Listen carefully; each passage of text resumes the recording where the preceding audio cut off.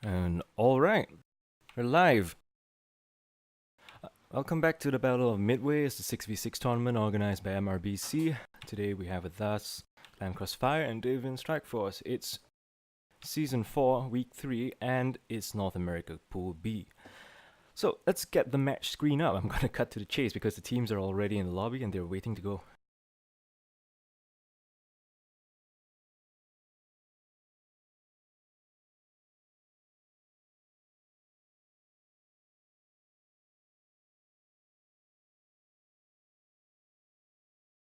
Yep, and before I forget, it's Polar Conquest 3 caps.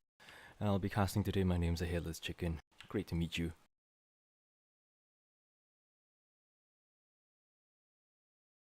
Now, give me a moment. I'm going to tap back into the game. You might hear some incessant MechWarrior Online music in the background.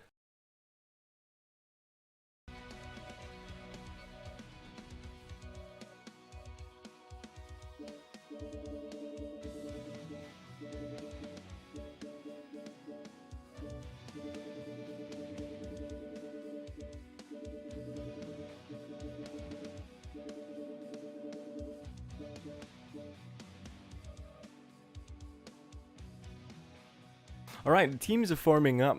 They are just currently getting up their mechs and setting up their teams. So we're waiting for a lock and then we can get going in a moment.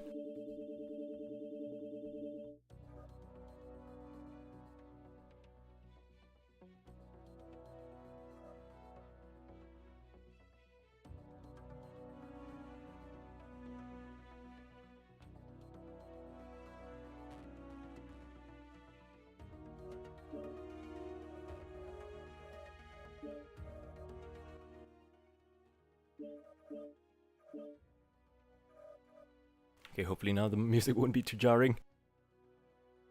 And here's a reminder, the first drop is Polar Highlands. We have 3-point Conquest. Strategies that we've seen so far include lots of LRMs and some blue laser poking and some PPCs. I have no idea what these two teams will be bringing into the fight today, but it should be interesting.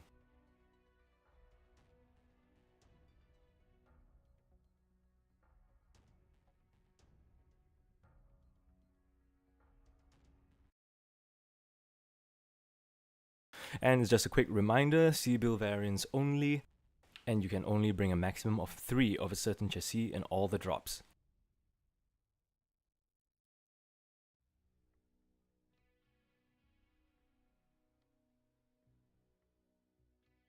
And don't worry, we have giveaways for much later. If I'm not wrong, I have 2 MC codes and 1 McBay.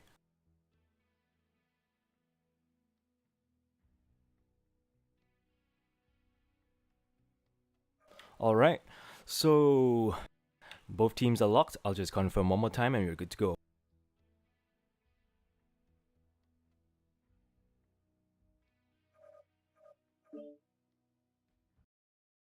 Now just stand by for a moment as we load into the game, and I'll be inside the game in a short while.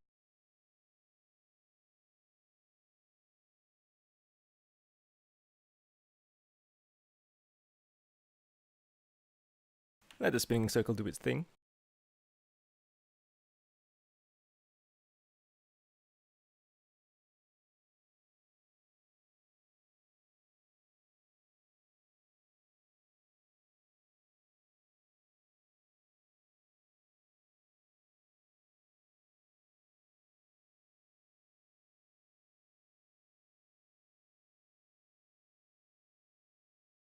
And here we go, it's a wonderful day on Polar Highlands. Again, I have to say that every single match, don't I?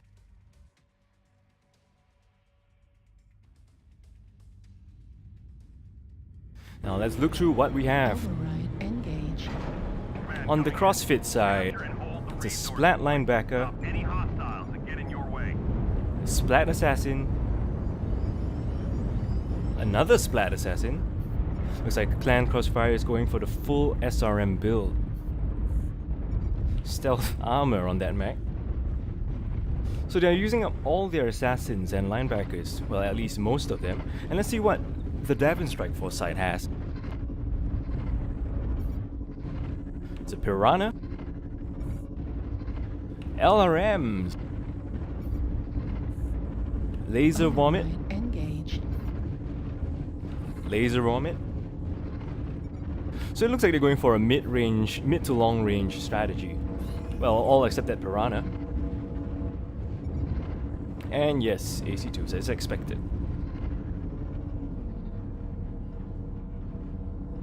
They have largely ignored Theta in favor of Kappa and Epsilon, but we're not sure if the fight will pan out right between the 2 points or if they'll go to Theta. At the moment, they seem like they are running towards Epsilon, so 2 death balls are going to collide, and I'm not sure which will win, the long range one or the Splat one. There's some movement towards Theta, and Davion Strike Force might be getting a bit too spread out because Clan Crossfire is staying together really well. They have eyes on Crossfire. I think the fight's gonna start soon.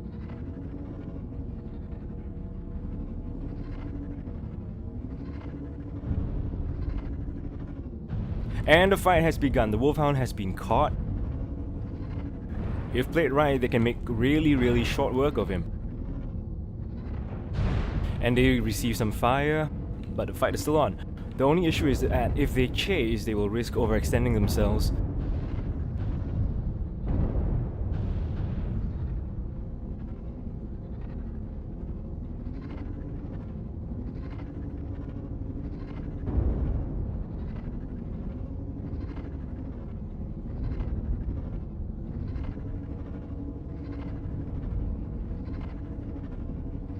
And the fight has begun. They've run into the concave and they're firing on each other.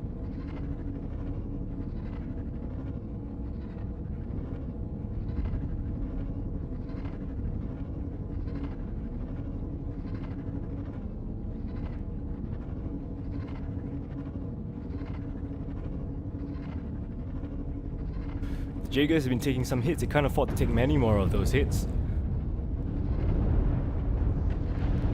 And Hellbringer goes down. That's a surprise. Let's take a look through one of the assassin's eyes. Yes, they've gotten into the happy range where SRMs are free to do all the damage into the range. The range guys didn't get enough intelligence. Neither did they scout well enough. So, but there's a chance because they have been going for legs. Is there still a chance? But it seems heavily in favor of Clan Crossfire right now. The SRMs are short range, it just deals so much damage compared to the lasers, and you can't get clean burns on them anyway. And they're inside the minimum range of the LRMs.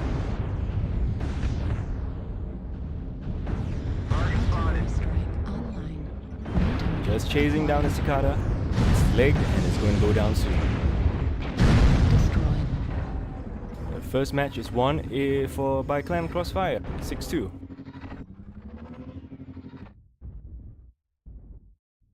And don't mind me if I sound a little bit bored, but that's mostly because I'm talking to myself. Ha.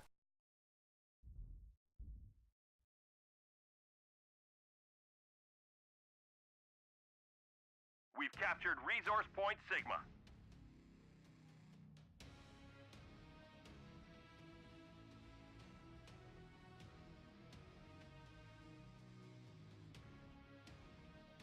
So here's a quick rundown of what happened here.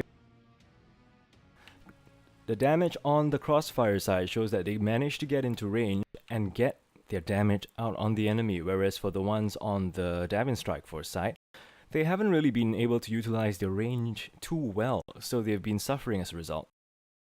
And now let's change the screen.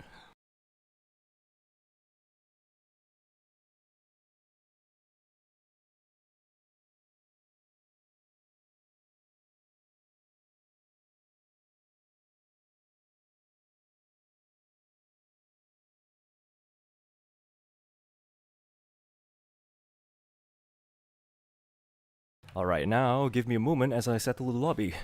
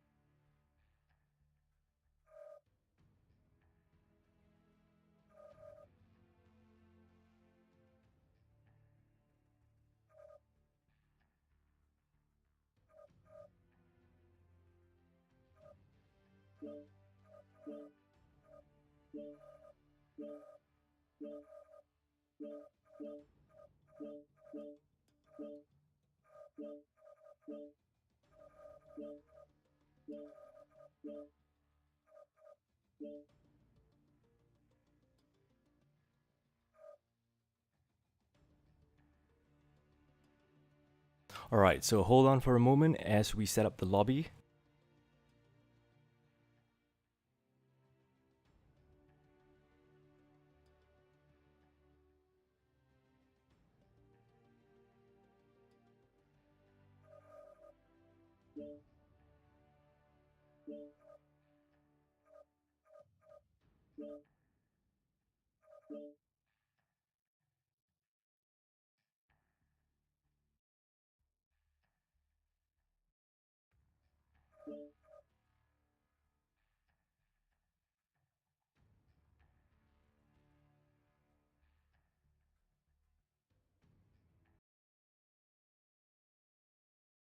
So now we are preparing for the second drop. I will be updating it, so give me a moment.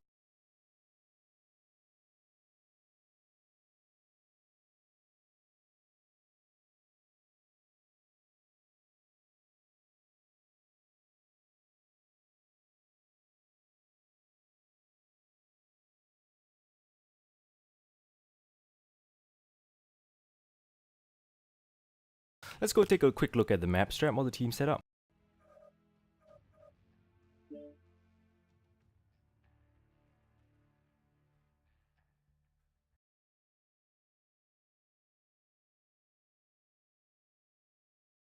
So what we had earlier was a really standard cap for Kappa and a cap for Epsilon.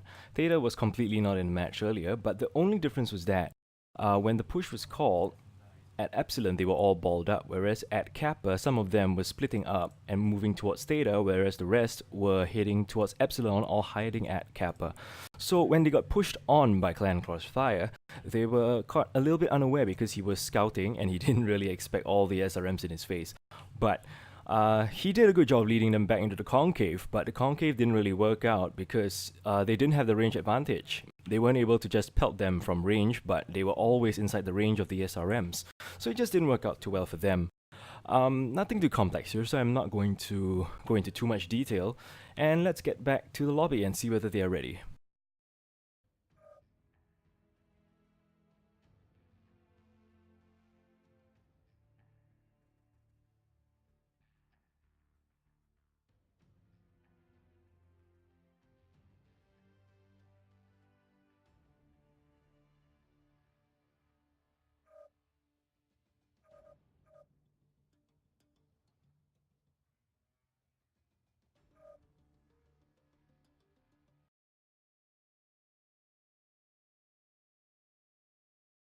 And now we're just waiting for the game to start.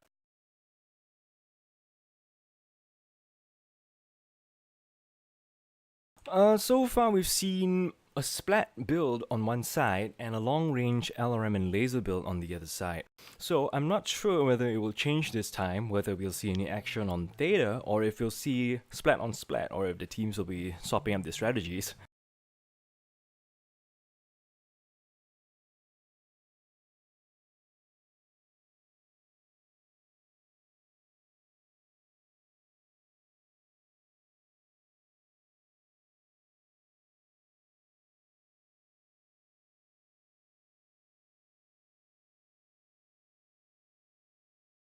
And both of them are going through the final checks for their mechs. Meanwhile, give me a second to get a mug of water because I'm getting a little bit dehydrated. It's morning here. I don't work in the morning.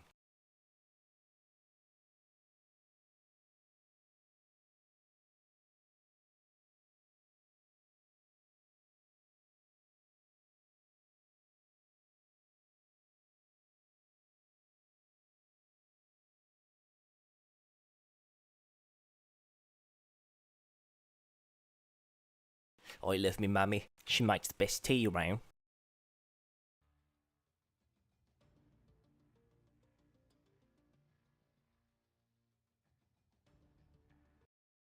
And now both teams are ready, so let's hit it.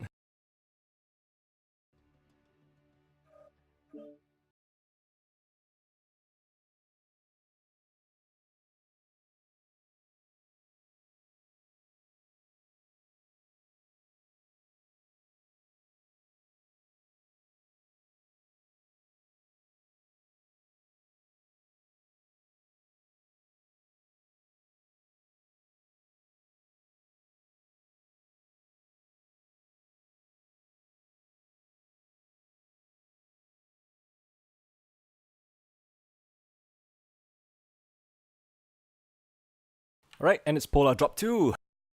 Let's see what kind of action we have today.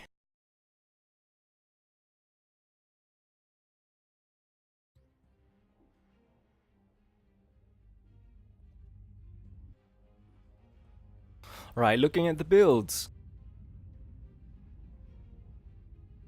Well, looking from the mechs from this screen, it looks like Davion's Strike Force is bringing in the splats this time, while Clan Crossfire might be going for a range strategy. There's only one way to find out what they really brought, so let's take a look. On the Davion Strike Force side, linebacker, splat. Linebacker, splat. Oh, it's the Vomit Piranha. Vomit Wolfhound. Splat linebacker and Splat Commando, so they're going full SRMs. Let's see what's on the CrossFit side. CrossFits, yep. So it's a Splat Arctic Wolf. Yes, it has massive firepower. ATM Huntsman, now this is something that will shake the game up. LRM Trebuchet, as we've seen yesterday from White Knight Legion. Streak Huntsman. We have gained Epsilon. Kappa And is under Streak enemy Huntsman. control. Yep, they're going full on in this.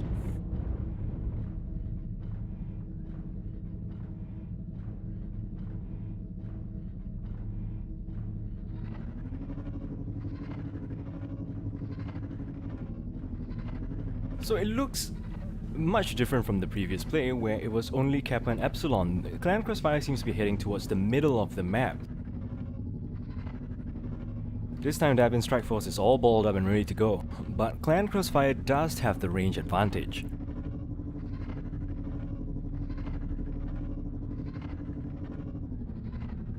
Okay, let's see what Krasnopesky sees. Target spotted. He's got clear lines. New target acquired. Target spotted. So he can see, yep, he can see all the Davion Strike Force mechs out there. The only question is, Davion probably doesn't know where his team is. This time he's the one overextending to scout. Activated. Pops a UAV and he backs off. Oh, and I see that little knock down there. Acquired. He's not taking a chance to burn them even though he has lines on them. 500-meter range. They're still balled up. Yep, they're still balled up. They're ready to go anytime. Strikes are being dropped, and no one has really taken damage at the moment yet. That strike narrowly missed the commando. Clan Crossfire seems to be advancing slowly towards Theta, and what we have here is a NASCAR while Davion Strike Force moves to Kappa.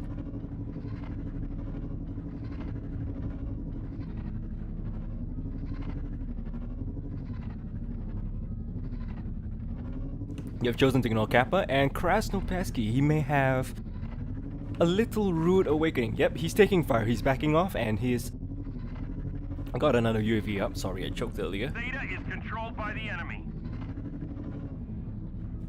Crossfire has taken Theta for the 2 cap lead. Not sure if Davion Strike Force is going to go for Kappa, but I think the fight's going to begin proper soon because there's lots of open ground here. They've chosen a great place to engage. Linebacker taking lots of LRM fire down to 60 something %. This does not look good for him. Let's see what Krasnopeski sees. Did he land a knock? I think he landed a knock. Target Yes, acquired. that's why he's getting torn apart. Oh, he got hit on the back earlier. New target. Not boding well for Davion Strike Force. They're going to lose 1 mech before they even join the fight proper, but they're getting into range right now. They're under UAV though. And 2 of them have already taken major damage. It's really not looking good. ATM boats in this short space, they might be really scary. And a huntsman goes down to the splats. Wow. They got into the minimum range of the trebuchet and they're just tearing him apart. But the trebuchet is... Yep, it is down. It's not a priority target. I would go for ATM boats first, personally. Knives commit suicide. CrossFit gets a kill. It's still a 3-on-3. It could go anybody's way this time. But the Huntsman is dead weight because it just doesn't have the space to fire those ATMs. And the Raven has medium lasers, but the Narc is considered more or less useless. Look at the amount of UAVs they have up. The enemy is at 25%. Can the SRMs delete the lights? He's riding the heat curve, and he's the only guy on the team that can actually do damage. New target Target acquired. spotted. And the Huntsman goes down. This is not looking good for Clan Crossfire at the moment. They only have 1 mech with lots of firepower, while the Raven is, well, not really the New best mech. target Oh, acquired. but it gets a kill. Kras gets a kill. Target acquired. Kras gets another kill. New target Could this, acquired. they have just ignored the Raven the whole game and he's been taking pot shots at them. Override shut down. Yes, and Bognar here, trying to make the play.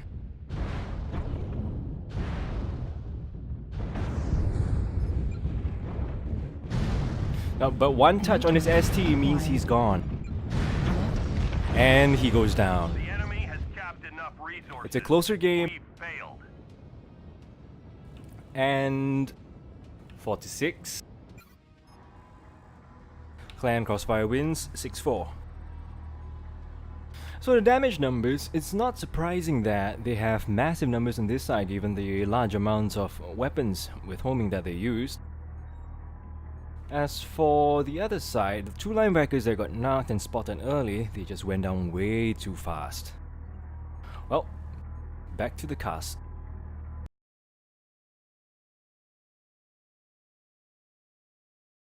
So now I'll be updating the scoreboard.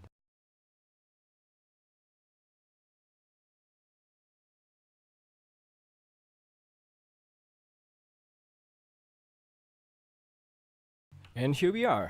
Now, give me a moment again as I change the lobby settings, because the next map is going to be Alpine Peaks. So much fun.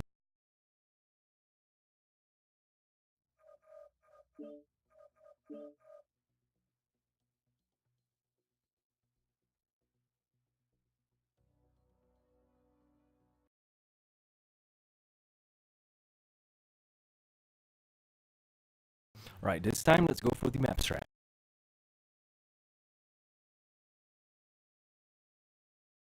So, quick run. This time, don't forget, Team 2 is CrossFit, and Team 1 is Davion Strike Force.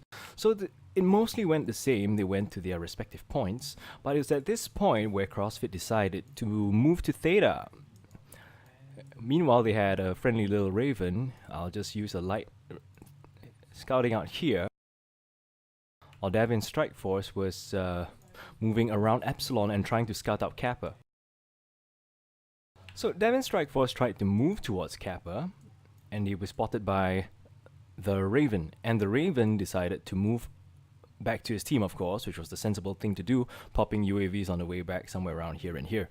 So what he did was that the moment he got back to his team, which was at Theta, he started narking them, and he was deadly accurate with the narcs. He got the linebackers, and he softened two of them up before they could even get into range. And those two went down so fast and gave them a decisive advantage for the early game. And after that, it's as you saw, a full-out brawl erupted. Some mechs were invalidated because of their loadouts. But at the end of the day, CrossFit won. Yes, I'm not too good with in-depth strategies, but I love the light fights because they're just, hey, press W and win. Not too much strategy there, but of course, they tried to spice it up with the ATMs and LRMs. Credit to them. But then again, I'm a hitless chicken, so what the hell do I know?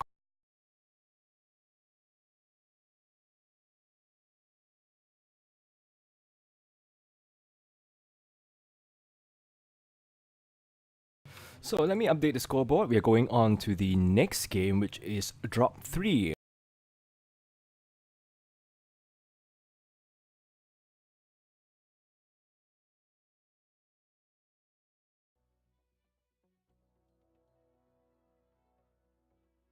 Alright, and teams are forming up. They're subbing in some members, changing up their tonnages. So let's wait for a moment.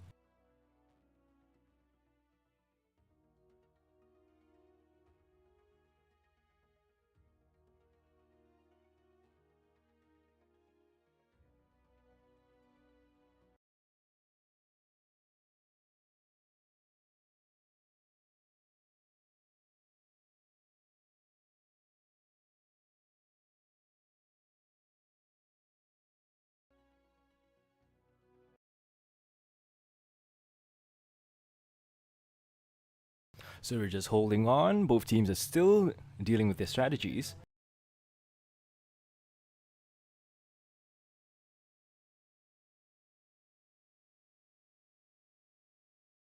So, let's run down on what's coming for the next match. It's an Alpine Peaks Conquest. This is a very interesting map because, as per usual, you know that Alpine Peaks... Let me swap to the map strat. Give me a moment.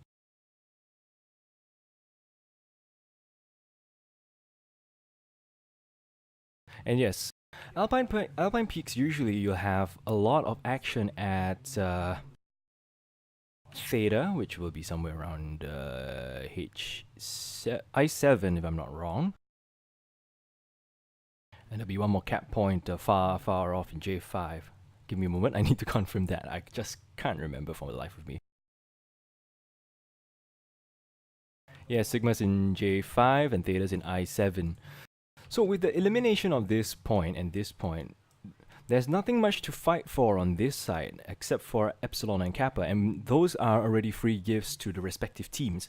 So what's going to happen is most likely both teams will rush for Kappa and Epsilon, and they'll send a little token light to get Gamma. But what will be interesting is if they don't fight based on the points, but based on controlling the map while one light goes around. So instead of having a massive brawl of 5 people on Epsilon and 5 people on Kappa, boring stuff, it'll be interesting if you see one team try to take Overwatch over here, and the other team can also attempt to take Overwatch over here, because there are lots of nice long lines of fire. But hey, I wouldn't know what these teams have in mind, whether it'll be long range or short range, but we'll find out in a moment. Be right back. I'll be tabbing right into MechWarrior Online to check on the status of the lobby.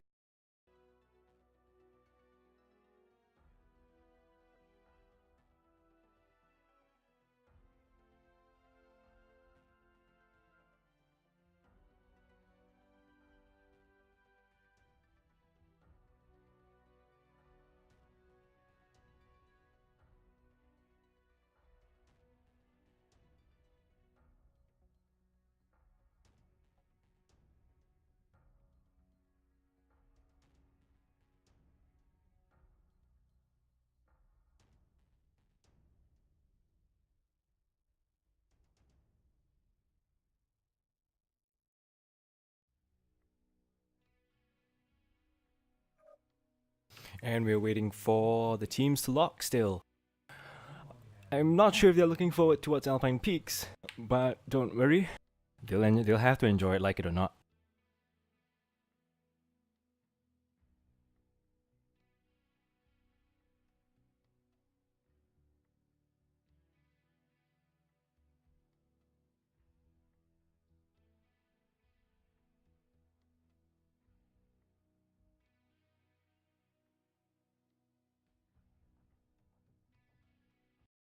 So we are still waiting for the lobby. Clan Crossfire is subbing out some members, needs a minute. And of course that means you'll have to spend 1 minute listening to me talk to myself. I'll spare you the torture. Oh, but if you're so interested, we can always continue talking about the strats that they could bring. So what's interesting is that the highest point of the map is in I-9, but most mechs do not have the pitch to fully use that place because you can't look down into say I-8, but maybe you can try to hit in I-7 or H7.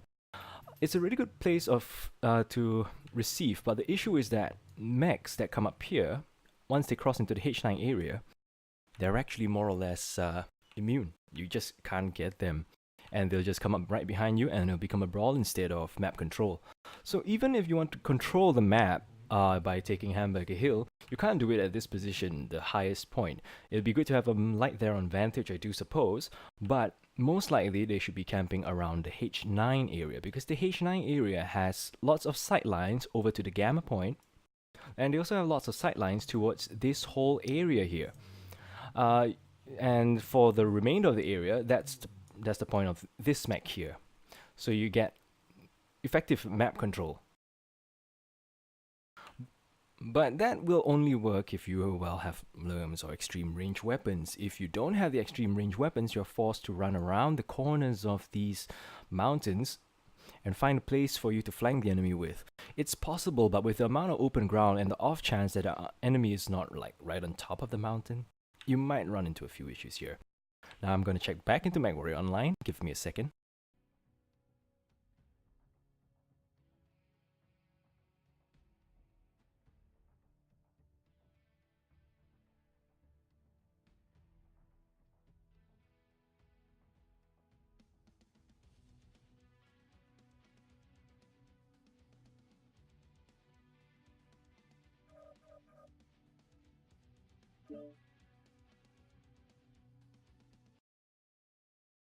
And the circle is spinning.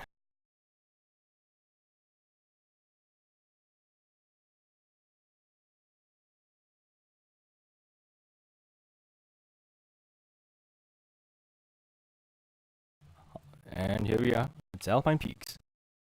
And it's a reminder of the format. It's 3-point conquest, and this time you'll be seeing a bit of heavy and perhaps assault action. Right, here we go.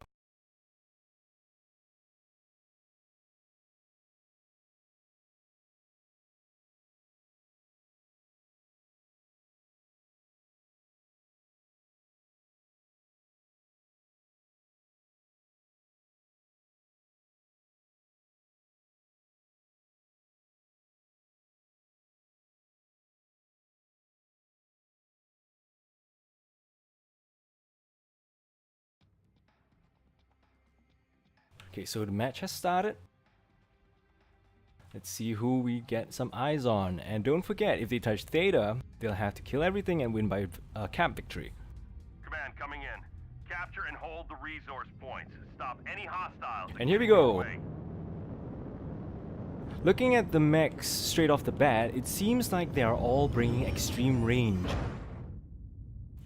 So yeah, Battle Masters, there's only one way it's going to go with Battle Masters, large lasers, and whoa, on the other side we have lots of laser vomit mechs as well. But what I'm interested in is that Clan Crossfire is going for the token cap, and they are rushing for Gamma.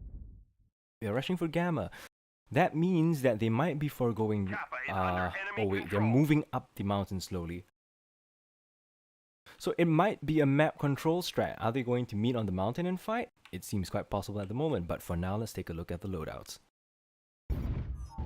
For Damage Strike Force side, ER lasers, more ER lasers, more ER lasers, Airstrike online. and yep, it's a scouting cheetah with the machine guns. I don't understand why he chose light though because of the DPS one, but maybe he wants the ranged and just to create out stuff at range.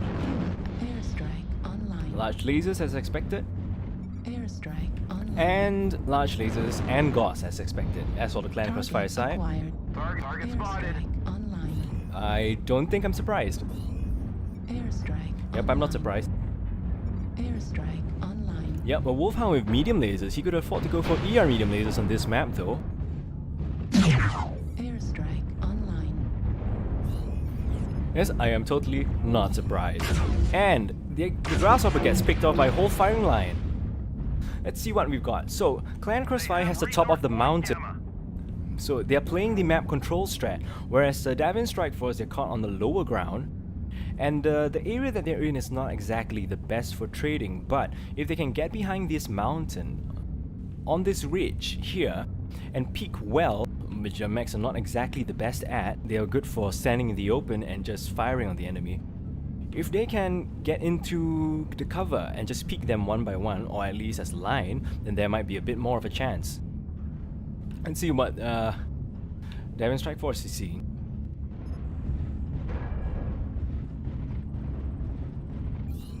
Airstrike online. They know that there are some lights in their backfield, they're trying to find them, but they can't exactly know because they're surrounded.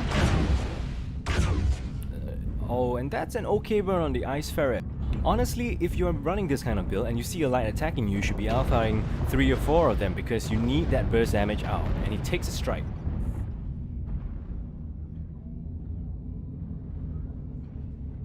There's a fight going on at Gamma. I'm trying to move over to see what's going on. As for Clan Crossfire, it seems like they're moving down the mountain to get better firing lines on the enemy. Kappa is going to get capped.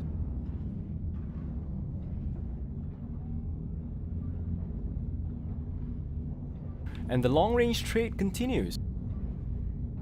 So far, the scores across the board seem more or less equal, but the fatties of Clan Crossfire, they have been taking much less damage. There seems to be a light 1v1 on the other side. Let's take a look at what's happening. Target spotted.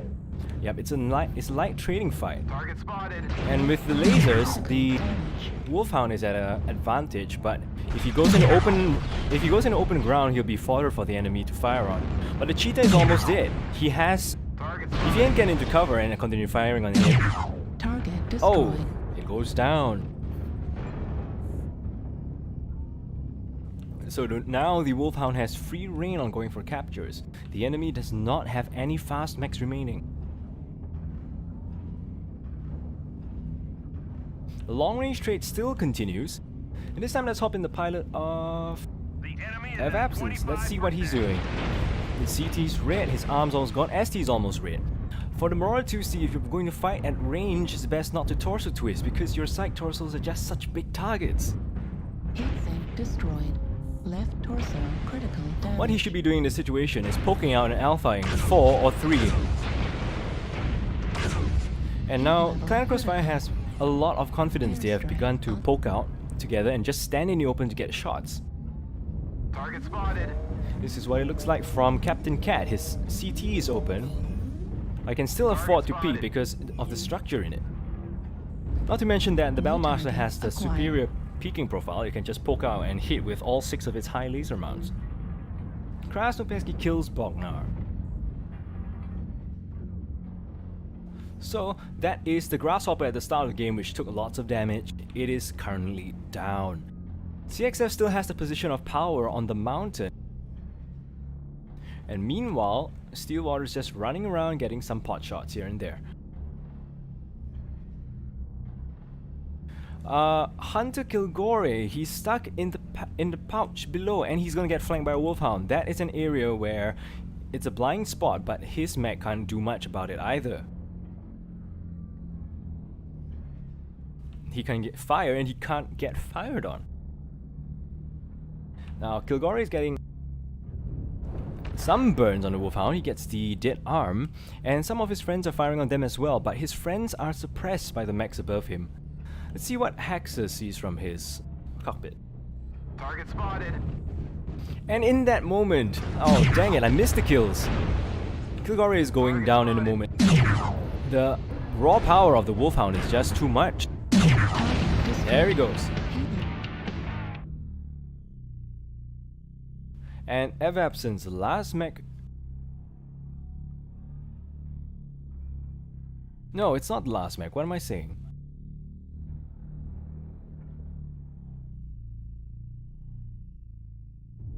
Eisenhorn, the Mad 2C, all the way in the back. For this match, I can't really say much about it. Basically, Clan Crossfire made a very good idea of taking the hill. They got the advantage, and the issue with Davion Strikeforce was that they were just not able to respond well. They were peeking ridges one by one and getting distracted by the lights in their backfield. It was not exactly the best play and awareness in the game, but at the very least, well, we know that the map control strategy works. I don't have to feel stupid about suggesting it. We failed.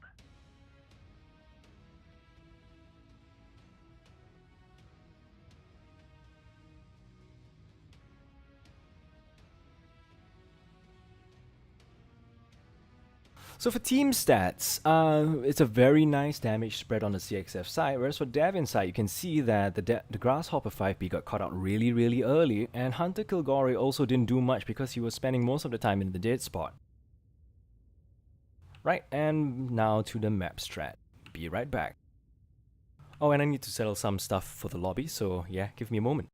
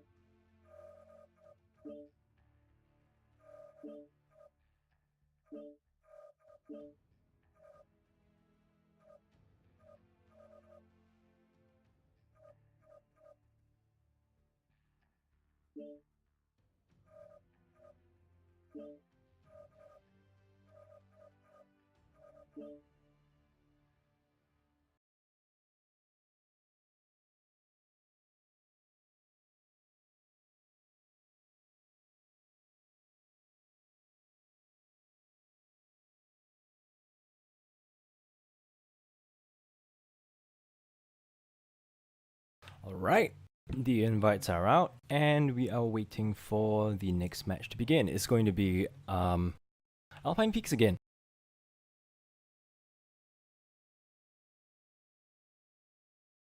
And here we are. It is Alpine Peaks Conquest, but the sites this time, the spawns, will be switched.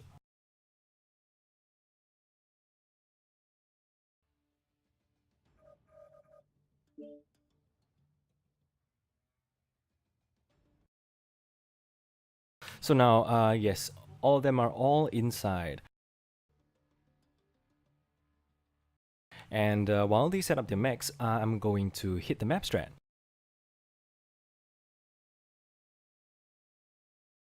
So earlier, the bulk of Clan Crossfire was headed towards this direction. I thought they were playing for Gamma, but actually they moved up to H9 to take the hill, position of power. Assert your dominance. One light went over to Kappa, and he got it. Then he started moving around over to Gamma, and he eventually found himself somewhere in E9. So as for Davion Strikeforce, what happened was that similarly they had the idea of sending one light to Gamma to get the cap, and the majority of the team was stuck somewhere along this ridge. It's a great peaking position, but when you are faced with a superior firing line where they just stand out in the open and fire on you, you can't afford to peak one by one, which is what Davion Strikeforce did. What they should have done was to just fire. Man up, fire on them. Poke together as a team and coordinate. But there was also a light in their backfield that was free after the caps. That was an ice ferret somewhere here. The other light was an Arctic... no, it's not a cheetah, it was the wolfhound. So, because of the distraction, they kept turning their backs, and they couldn't focus on whether they wanted to attack the ferret who was running around here, or they couldn't, or the main force which was sitting here and getting free shots on them. Eventually, the line crumbled and they split up. The Marauder 2Cs were left along the ridge, while the Hunchback 2C found himself here. The Grasshopper eventually moved south. I'm not sure where exactly he died because I was a little bit blur, I'm sorry. and he also met his end because of the firing line on top of the mountain. As for the light fight in E8, it was also within the jurisdiction of the H9 mechs, and the Wolfhound just tore them to shreds and had free reign over the rest of the map. I hope that was clear, because I did not see most of the action. Alpine Peaks is one of those maps I hate to cast because it's so massive. But never mind, the teams are still swapping, and we'll see something else the next round. I wonder what strategies they'll bring though.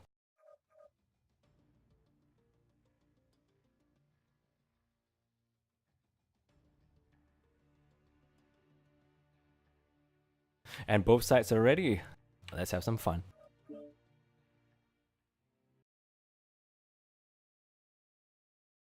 So, Alpine Peaks Conquest 3 caps, same tonnage as the previous round, and this time these spawns are swapped. So, let's see what happens now.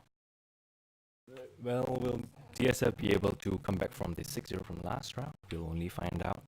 Keep watching, keep your eyes peeled, and don't forget we have giveaways later.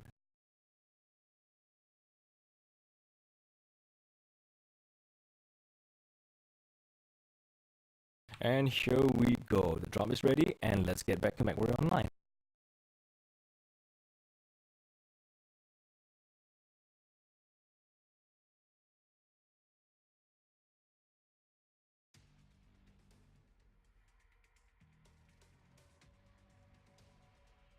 So let's see what they have.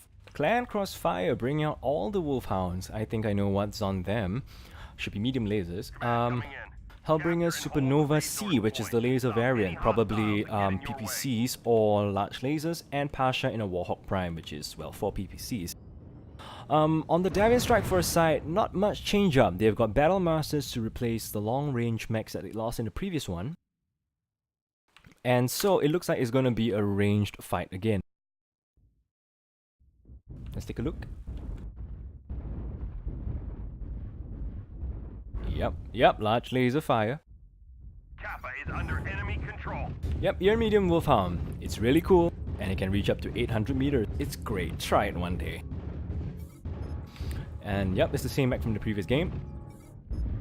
We have gained Typical large laser Hellbringer. 5 large laser Supernova. I usually put 6 on mine. I wouldn't know why he would put 5, but okay. It must be because of the high mounts. Online. Artillery strike. Online. Yep, as expected, PPC Warhawk. Online. And large laser Supernova. And the other team. Airstrike. Online. As expected. Oh, by the way, they're moving up to Hamburger Hill. They're trying to bring CXF's strat on the previous map back onto them. Airstrike. Online. Hunchback to PPC. Okay, but it's taken a massive hit to the side torso. It's almost dark yellow. Airstrike. Online. Yep, this cheetah again. Need assistance. Large laser Hellbringer. Target spotted. And large laser Battle Master. Let's see how it plays out from the sky. Both teams are moving like it's similar to the previous round, I suppose. They are forming up, main forces are forming up around the same areas. Except at Crossfire, they're much more daring than their Davion counterparts. They're really just standing in the open and firing together on whatever they see. Focus fire makes really quick work, don't forget. As for the other side, they're getting pelted. They're just getting pelted because they're peeking one by one like the previous round. The coordination is just not too good. As for the Wolfhounds, they are fired upon one Hellbringer and one Cheetah, and Hexa seems to be legged. He might be going down. Was that overconfidence or was that a strike? Either way, he is down, and now Steelwater is forced to deal with it himself. He has to run away because he is now under the umbrella. At least the umbrella that was set up on the hill. But this is not good for Clan Crossfire. They have lost the mech in the first 2 or 3 minutes of the game. Airstrike. Online. Artillery strike. Online. Steelwater still looks quite fresh. Airstrike. Online. Yes, Captain Cat in the Supernova. He's firing 3x2 for that burst damage. And that's a pretty good idea. Resource point Gamma.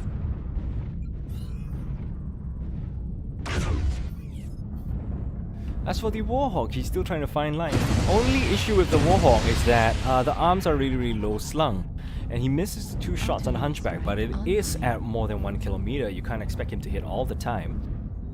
Davion Strike Force getting their shit together. They're moving out into the open. They're going to take a position of power, and they're just going to rain lasers down on Clan Crossfire. They can afford it though. The red was probably a strike.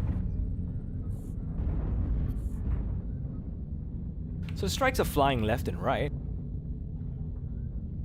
And yes, now it's Clan Crossfire's turn to be caught. They're losing trades and it's not looking too good for them at the moment.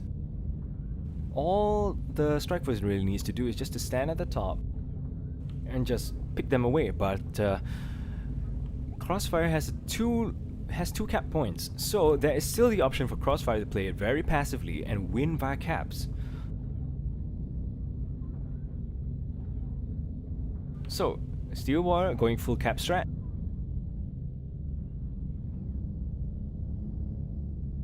So the fight continues at the main area. It's the main body against the main body. Ridge to ridge. Well, ridge to mountain to be specific. Command confirming that we have And a strike. It's a nice strike. Does it get anything? Almost does. But the large laser mechs on the Crossfire side are really healthy. In comparison, on the other side, they've been taking slightly more damage, not a lot more. But still, most of this fight is happening at more than 1 kilometer, so they're dealing scratch damage every time they fire on each other. Let's take a look at what one of the players sees. We've already gained a quarter of the resources. Keep Oh, that's a brutal bird. enemy All is to the at CD of the Hellbringer. 25%.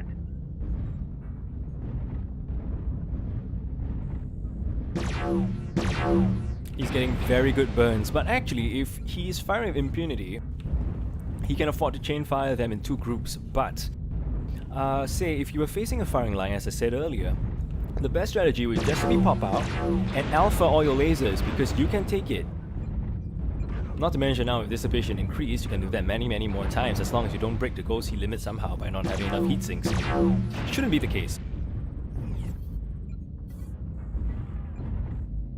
Yep, now they're they're just taking their time, tearing them down. And Jim is moving forward. He's trying to get a better line on the enemy. Or maybe he's trying to get the PPCs to hit. But now CrossFit has the cap advantage, although they have lower amounts of caps at the moment. 300 to 240. If it's going to be a waiting game, CrossFit will win. But because Davion Strike Force still has a light and CrossFit still has a light, you can't rule out the possibility of a cap game yet. Both sides can still afford to go for the caps. But if one side starts going down faster than the other, they might be forced to play more passively, go full on caps, and the other side will have the chance to be a bit more aggressive. So it becomes a kill game instead of a cap game. But given how it's Alpine Peaks, as long as the light survives, it might be possible to make a comeback. This time Crossfire is on the receiving end of the beating. Captain Cat taking lots of fire, down to 68%. Yep, Crossfire, they're stuck on the ridge and there's not much they can do to advance because they're just poking up into mechs standing in the open. This is why you take Hamburger Hill. You get the height advantage. You get the vantage point.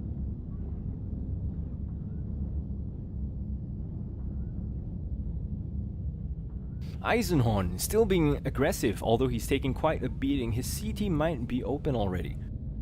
Halfway to victory. We need to Yes, his keep CD holding is on to open, more but resource points. he can still afford to make some trades. But yes, as I said, at this point of time, if your CT is open, you should minimize and just fire 4 or 5 ER large lasers at once. And not to mention, because he only has 5 ER large lasers, chances are he has a light fusion engine and a massive targeting computer. And that means having a superior range to the enemy, who may not have a targeting computer of the same size. IS ER large lasers also have a very good base range. Oh, and he gets Hunter Kilgore, who was in... What was Hunter Kilgore in? He was in a Battlemaster which was caught. We noticed that earlier, but that was clean. So now, across the board, the averages seem quite equal. There's only 3 minutes 30 seconds left on the clock. I'm not sure whether that will drive them to desperation. The invisible walls on Alpine Peaks are not doing them any favors as well. Crossfire is now much more daring. They're just peeking together. And because Davion Strike Force is relatively beat up, they are a bit hesitant to poke into the firing line. They're still making worthwhile trades, although there seems to be a light skirmish happening between Steelwater and the Arctic Cheetah. The Arctic Cheetah, I'm sorry, I forgot the guy's name, is Tekel. Pasha has killed Eisenhorn, the open battle master. I'm never there for the action, am I? I'm sorry. And Steelwater gets picked out by the Overwatch. They've been shifting focus to their lights. It might be a focus on the cap game, but the main force is still waiting. It's just patiently waiting. Popped out Hunchback, it's not doing too well. It's taking a lot of damage. Hunchback 2C is very boxy for its size. Target spotted. And if you keep jumping from the same ridge, they're bound to notice you sometime. Loses the arm, but he's sneaking up on the Warhawk. Does he think he can take on the Warhawk?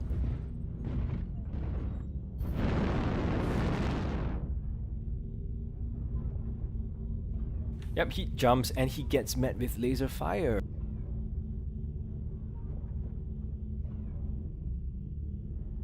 Pasha is still out in the open, but he's covered by his teammates more or less, and now he's in the blind spot of the mountain. Currently, it's the CrossFit's win by Conquest. If this continues, there's not much time left on the clock. If Tackle can get 2 of the caps, which means a 3 cap, they will have a chance. But if he gets 1, I'm quite skeptic that they will be able. And Pasha is moving to support the light so that Tackle doesn't get the cap off. Yep, and CrossFit is trying to solidify it. Confirming that we have possession of Kappa. What is Tackle doing here? He's trying to get lines with his single large laser, but it may be too little too late. And Davion Strike Force, they're going for the full commit, are they? I think they're trying to get Pasha out, but they're getting met by a very competent player. It's not going to end well for Bognar as it goes right now, but both of them are damaged. Yep, Pasha goes down. But Bognar has also taken a lot of damage in the meantime. Epsilon is about to go down. The Hunchback 2C has been capping. That was what they were trying to do. But with Kappa still there, and only 30 seconds left on the clock, it looks like CrossFit's victory. If possible, Tackle should have just stayed near the area of the cap at Kappa, and he should have just tickled whatever tried to get on the point. But the problem was that the point was mostly in CrossFit's jurisdiction for most of the game. So now all the formations are broken, and yes, they get the kill on Captain Cat, but as I said, it's just too little too late. We've gathered enough resources. This triumph will provide us huge CrossFit wins tactical with benefit. a Conquest victory.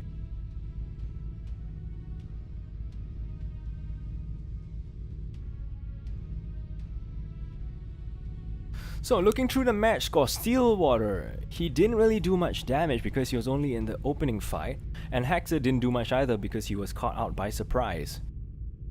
As for the rest of them, you can see that the Warhawk has been doing a lot of lifting. I think with the new dissipation buffs, it can just deal so much damage.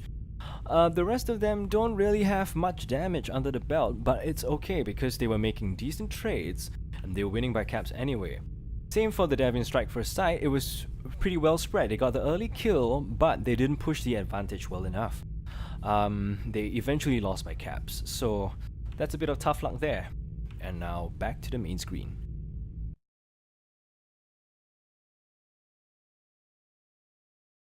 So, same thing, give me a moment to update.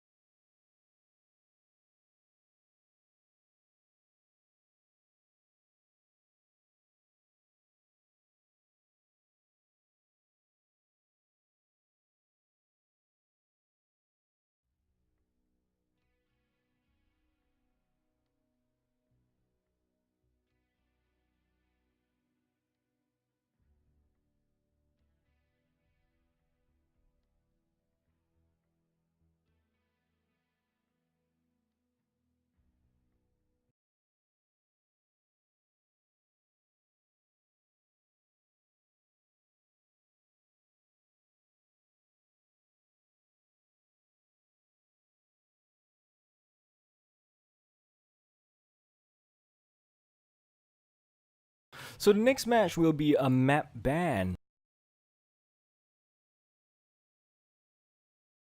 And that means more lobby work for me. I'm sorry, but put up with the silence for a moment.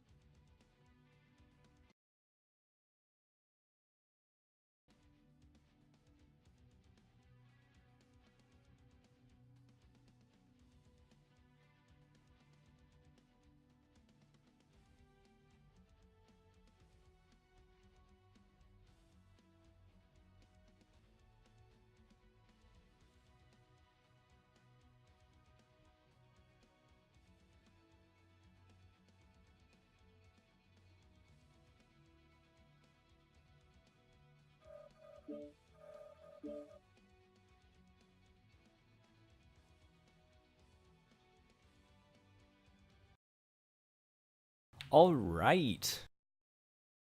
So I'll be uploading the scoreboard. So give me another few seconds. I'm sorry for the waits, but a one-man casting team is not always the best, I guess.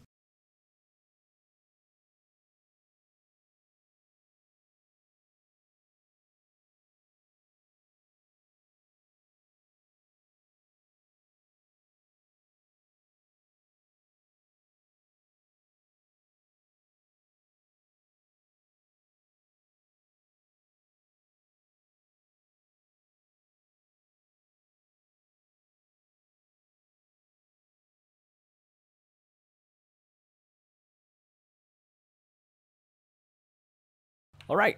Let's see what the maps. Yes, the maps for this week are River City, Forest Colony, and Viridian Bog. Clan Crossfire and Davion Strike Force are supposed to ban the maps. So Davion Strike Force banned Forest, and Clan Crossfire banned River City. They banned Viridian Bog. I'm sorry. The match will be taking place on River City. This time you have 425 tons to 450 tons, so that means lots and lots of assaults. Now, while we wait for the teams to get ready, let's hit the map strat to see what happened on the previous game, even though my memory is kind of failing me.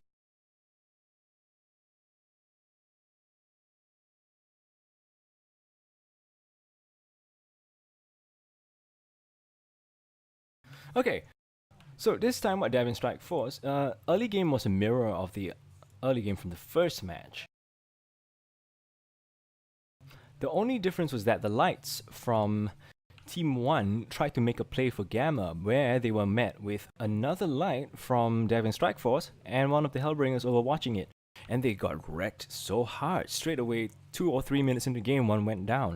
And it was from there where it kind of looked really bleak for Clan Crossfire, but they managed to hold on to their tits. They were just holding the ridge, playing the passive game, but their wolf, their mechs managed to run across all of the map, get all of the caps that they needed.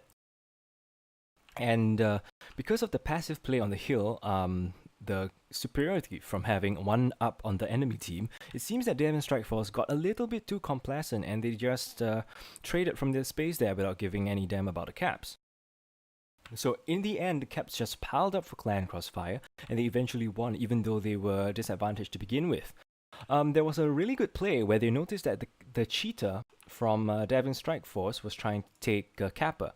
So it was here, and the Wolfhound ran in. And at that point, most of the mechs here just gave up their fight against high ground, you know, laser boom boom pow here.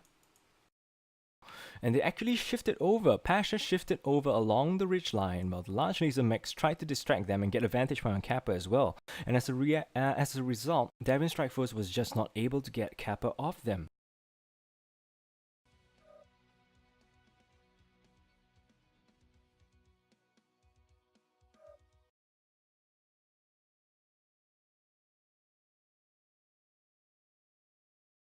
So yeah, there was a little bit of NASCARing by the lights in this game all in all, but even though Clan Crossfire should have had the advantage of 2 lights, they actually kind of wasted it because they did not expect the firing line at Gamma. By right, if Hexer had gotten away early, I think it would have ended much faster.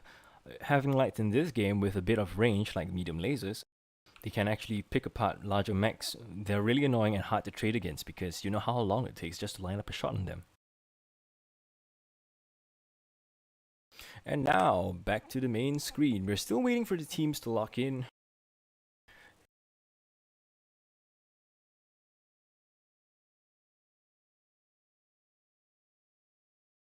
And once this match is over, you have some interviews and then everybody's favorite giveaway time.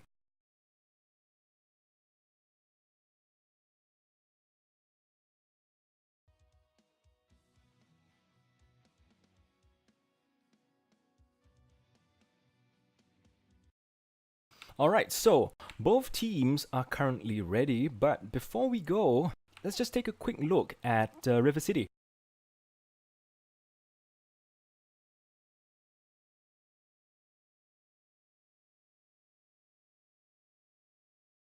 So as you can see, all the cap points are in the upper city area, so what I would usually expect is that there will be a fight between the E7 F7 lines and E5 F5 with occasional skirmish at Theta.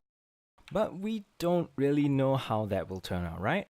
We'll only find out when we enter the game and we see what everybody has to bring. With that being said, let's go!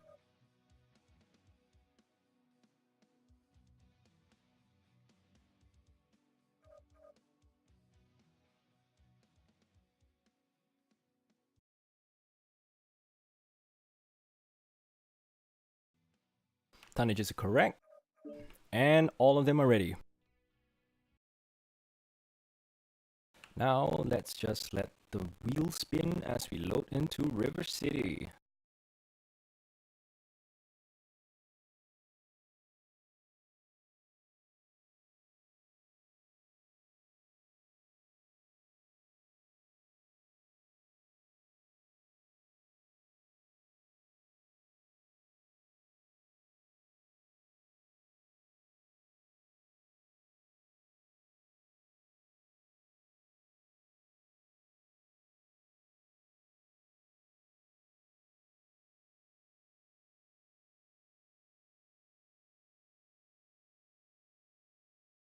And here we go. River City!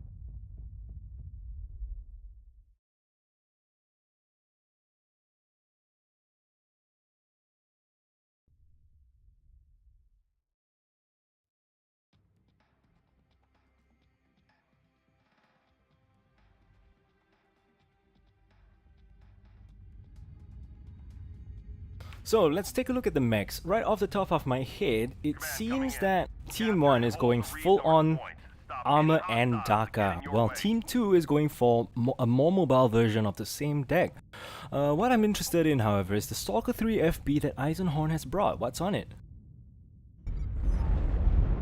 Large lasers. At the moment, it seems that Team 1 has the overwhelming armor advantage with all the Annihilators they're bringing, but well, it is a 2A and it got nerfed recently, so who am I to say? There's a play for Theta, 1 light against 2.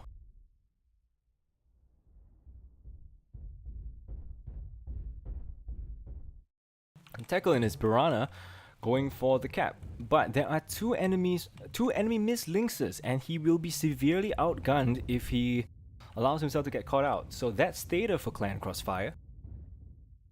Resource point Theta is ours. Annihilators have barely developed from their spawn. And the same goes for the assaults on the other side, even though they are supposed to be a little bit faster. What's on this Niger? Let's take a look. Airstrike strike online. It is the AC2 build, my favorite build for it. We have Although I run it with 6 UAC2s, but yes, the extreme range. Look at the range on those things, 999 meters. Sustained DPS, and it doesn't even get hot target now. spotted.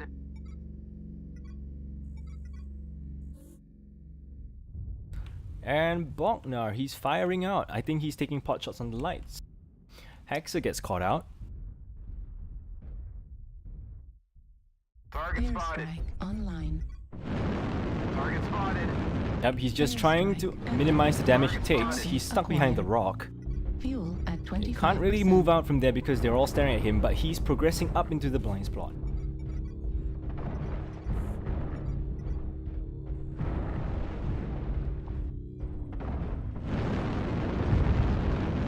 UAV Target activated. spotted. Fuel at 25%.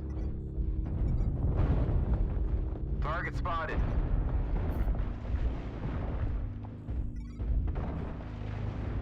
New target Target acquired. spotted.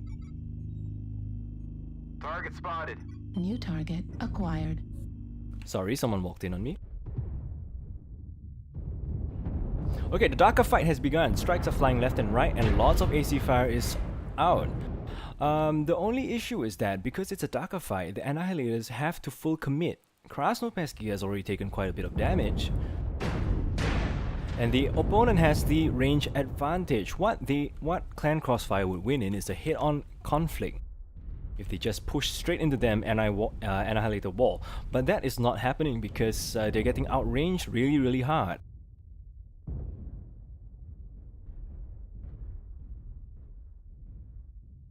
Fuel at 25%. Target spotted. Target spotted. Crash burn with the Mech and Mark IIB, but look at those arms. He's been twisting a little bit too much, I suppose. If his arms come off, he'll just be a stick. And that is not exactly good for him. Target Target acquired. spotted. This is why you don't twist in Mech and Mark IIBs.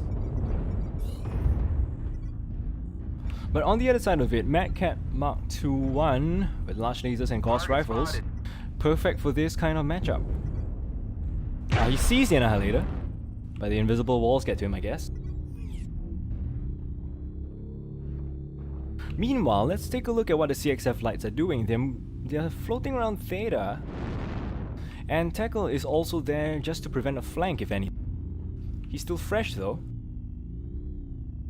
But the lights, they are probably playing a position play with Theta. They're not letting Davion Strike Force take Theta.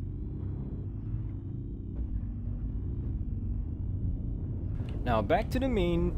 It seems like Davion has been taking a little too many strikes and hits. They've been peaking one by one again, it seems. Yes, right now they're actually pressing S. This is the perfect chance for Clan Crossfire to cross the water. Krasnopesky still taking damage against the Mad Cat Mark II-1. Perfect for long range fights. Sometimes you could run it with 4 large lasers, by the way. Captain Cat. Actually, I haven't seen what's on his Fafnir yet. We've already gained And it's still fresh with Guardian ECM and 3 large lasers and 2 Gauss rifles. Extreme range Fafnir, and it hasn't been hit so far. He's only been tickled, but he's almost out of Gauss rifle ammunition. Nightjar has been lit, ST is wide open, it loses the ST. And it's...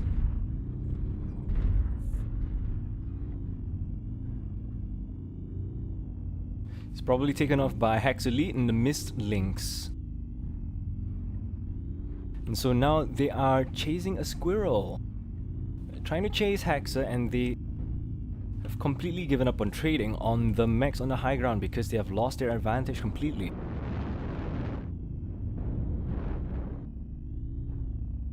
Hexer is still fresh. Eisenhorn can't do much, he's gonna go down anytime soon. Same for the Night Jaya. Davion Strike Force moving into the Citadel.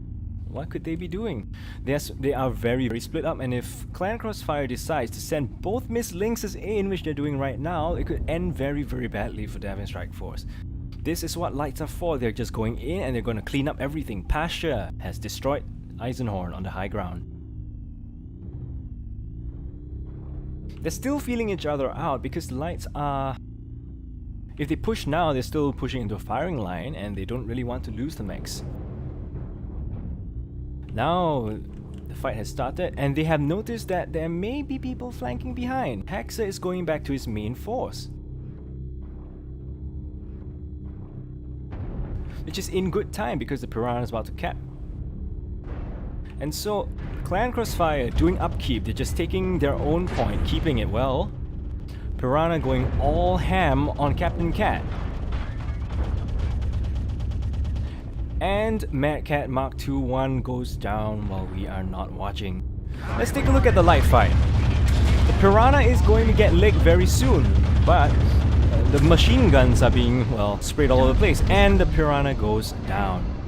Just couldn't take the heat from 2 lights and a Fafnir.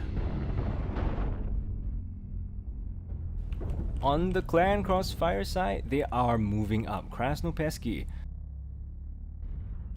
Well, he's hurt, but he doesn't really care. He's an annihilator, I guess. And he's running AC2s, which explains the range DPS, why they were able to crank so much. But what's he going to do? Is he going to cap the point? That's interesting, I guess. But the Mislinxes, they're diving into the fight, they get a kill. And all they have to do now is clean up. It is overwhelmingly in Clan Crossfire's favor. And he gets the kill. Just a second late this time. Now they're gonna work on the Nas Mad Cat, and it's not looking good for Davion Strike Force.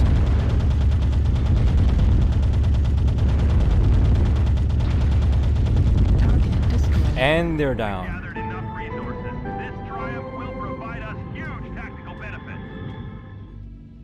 It's a great position play by both teams, although it really depended on who got distracted by the lights first, I do suppose. On the match score side, Clan Crossfire, massive damage numbers. They were playing from quite long range, so there was a bit of bullet spread here and there.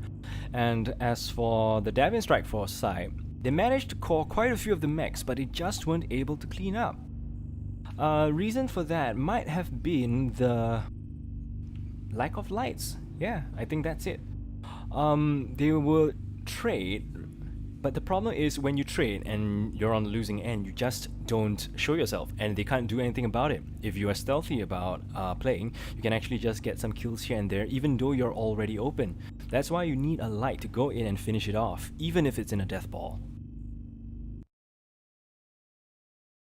So, Clan Crossfire wins 6-0.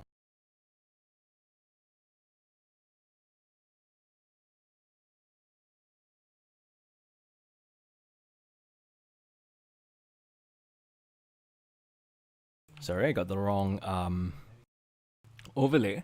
And I'll be running through the strategy one more time before I get the leaders of both sides in for a quick interview.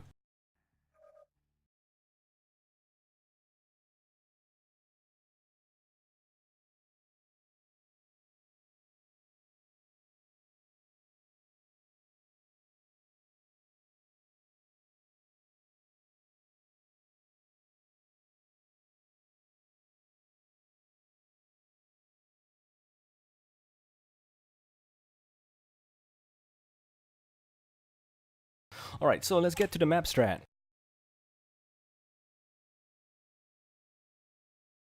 So, as expected, most of the fatties were in the upper city. Most of the fight was actually long-range trading across the E and F lines. Where's the brush tool? Here it is. And there was a skirmish on Theta, which mostly stayed in Clan Crossfire hands because they had the 2 Mislinxes, which were making it difficult for the Arctic... No, it wasn't actually. It was the Piranha, which was trying to get on. So the Piranha spent most of the game in this area, moving back and forth, trying to prevent the Mislinxes from moving any more forward. There was a Mislinx here, which would have been quite a good decoy. But the problem is the Piranha couldn't get that Mislinx because he was watched by the whole firing line up here. And in E5, they were making good trades at the very beginning, but then some of them got sidetracked to look at Theta. So they shifted over from the front line here over into here. And that caused the remaining team, which was a bit slow to maneuver, to take a lot of unnecessary damage. It didn't help that the Madcat Mark II-B had its arms open really early into the game. So I do suppose it has spent most of the game as a stick. And it was only after they realized, Clan Crossfire realized that Davion Strike Force was actually breaking up when the Piranha started moving this way with the Mad Cat behind it, trying to get a line on the main force at E7. And it's at that moment where some of the Annihilators started pushing, and that was one Annihilator. And the other three assaults were still on Gamma sitting down here, and they received the Piranha and the Mad Cat Mark II really well because the Mistlings even went back to help all the way there. So, through doing the upkeep, they managed to keep the upper hand on the whole engagement. Props to them, I guess.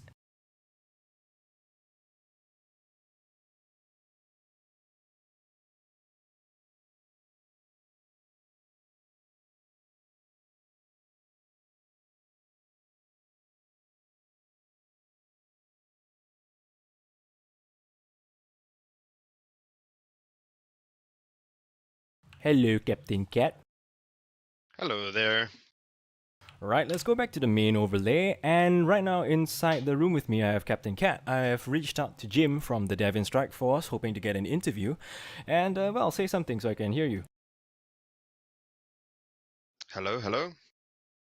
Yeah, I bumped your volume all the way out. There should not be a reason for you to be unheard now. I'll just blow everybody's ears out then instead. Alternate problem. Sorry for the banging in the background. Yep, it's fine. So, I've noticed that Clan Crossfire has been playing a lot of different strategies. You went from heavy Daka, you went from ER large lasers, you even tried to bring the homing weapons. Were these all part of the plan, or do you come up with them on the spot? Were you looking forward to playing with them? Yeah, they're definitely something we come up with over the week and in training, and then we do a training session and fine tune them after that. So yeah, pretty much variations on what we had practiced earlier in the week, and I guess the variation there is a lot about trying to keep the enemy guessing about what we're going to do next. We did the brawl supported by ECM on that first drop, and then did the lock-ons for the second drop. Just keep them on their toes. Yeah, I noticed that on the second drop you had the Street Huntsman and the ATM Huntsman. I was quite skeptical at first because it seemed like they managed to get into your blind spot, but you managed to get lots of burns on them clean. Could you tell me a little bit about what your strats for Polar Highlands? Which do you prefer, long range, mid, or close range? Well, we've used that brawl strat before, and as long as it's supported by ECM, it can be really strong, especially because, if people were setting up for a ranged engagement with laser vomit and LRMs or that sort of thing, if the brawlers can get in relatively unscathed, then they can just DPS them down. So that's something that I think is quite suited to our skill set. The lock-ons is not such a comfortable thing for us. We have a few people in the unit who do play lock-ons, but for the most part, people prefer not to. So we were pushing ourselves to use that strat, and it was the things identified in practice is that we just needed to keep enough open ground between us and them that we can wear them down while they're coming in. Okay. And one more question out of curiosity. For the map ban, did you actually practice or anything apart from River City? In fact, we didn't practice River City. We practiced Forest Colony, just because we were kind of familiar with that River City strat already. So we put in a bit of time on Forest, but yeah. It seems that River City is is a fan favorite of sorts. I've seen a lot of River City picks in the past few weeks. So, have you predicted it that you would be fighting in the upper city and just having a fortress battle there? Well, pretty much how the 3-cap points are arranged with the one on either side and one in the middle. It's kind of guaranteed to be that fight as far as I can see. There's not much reason to be moving around below the citadel. So that was pretty much just went exactly how we were expecting. Yep. All right. Thank you for your time. I'm No still, worries. I'm still trying to reach out to Davion Strike Force. If you could poke them on MechWarrior Online, just do me a favor. I've also been poking them, but I haven't gotten a response so far. Cool. I'll send them a message. Thanks so much for casting today. I'll look. Obviously, I didn't get to watch, but I look forward to jumping on stream and having a little watch later on, seeing from a god's eye view what happened. Yeah, I missed some of the action, but the most of it was there, I guess. I think. Haha. Some radio casts. No, no radio casts. Just some points of time where I wasn't where the action was. Yeah, right. Well, you're already doing better than some others, so good work today. Right. Thank you for the time. And I'll be here Later. doing the giveaways while waiting for Davion Strike Force if they do come. So, yep. Rigged. If you want, just go into chat, give me a shout. Will do. Right. Thanks, man. Yeah, catch you Bye-bye. around.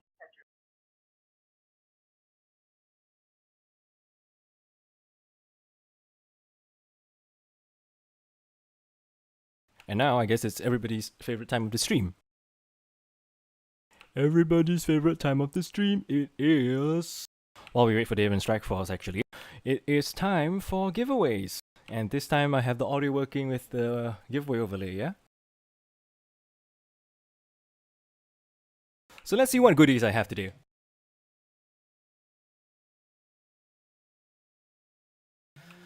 Right. I have 2 codes for MechBase and 1 code for 1KMC. So that's 3 people. Right now I'm just going to add the viewers.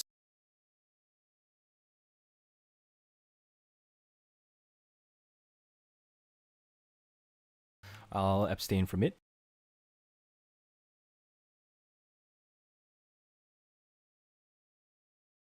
Let's get MooBot out of here and let's get Commander Root out of here.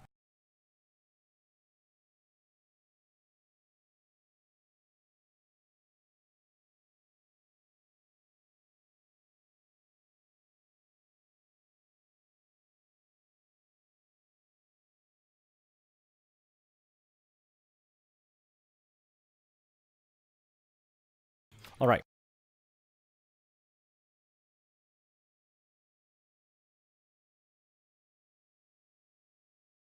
So, when I spin this, I will PM you, and if you respond, I will give you the code.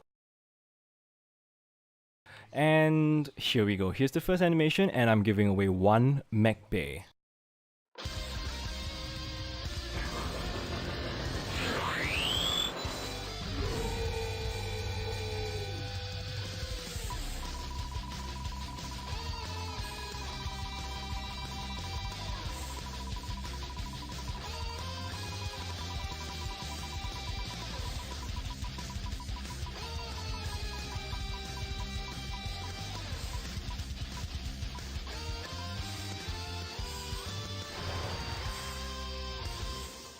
So the first one goes to Lefty Frizz. I'll PM him after the stream. If he doesn't claim it, then it's a code for the next stream.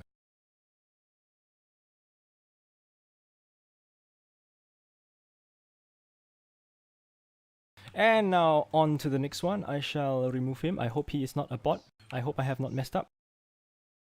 Here is a spin for another Mech Bay. Let's go.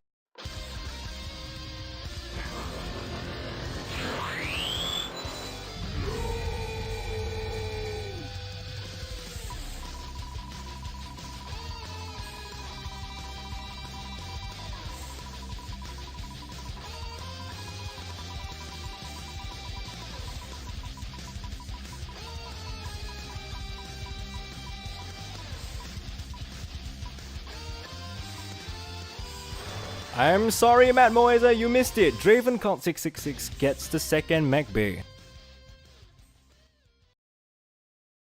Now let me just type that in.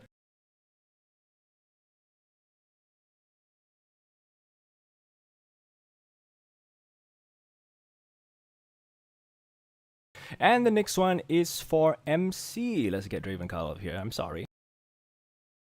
Let's spin it for 1KMC. Let's go.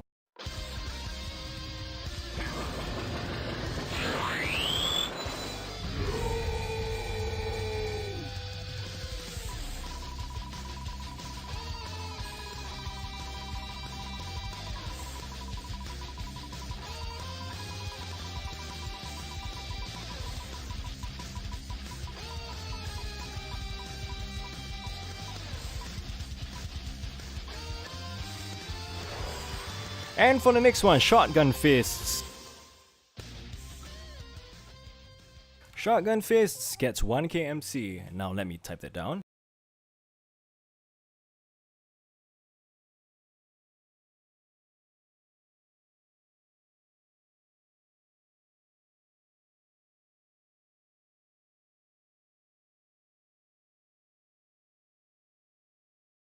So we have 3 names and I'll be PMing them later and seeing if they have a response. These are Lefty Frizz, Draven Cult 666 and Shotgun Fists.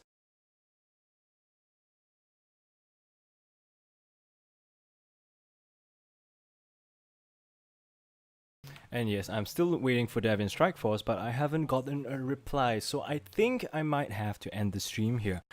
Yep, the giveaways are done, and if they are forfeited, I will pass them on to the next MRBC stream. Yes, Davion Strike Force has still not responded, so I think I will call the stream here, and thank you for watching MRBC. Look forward to the upcoming matches on the next few weeks. And thank you.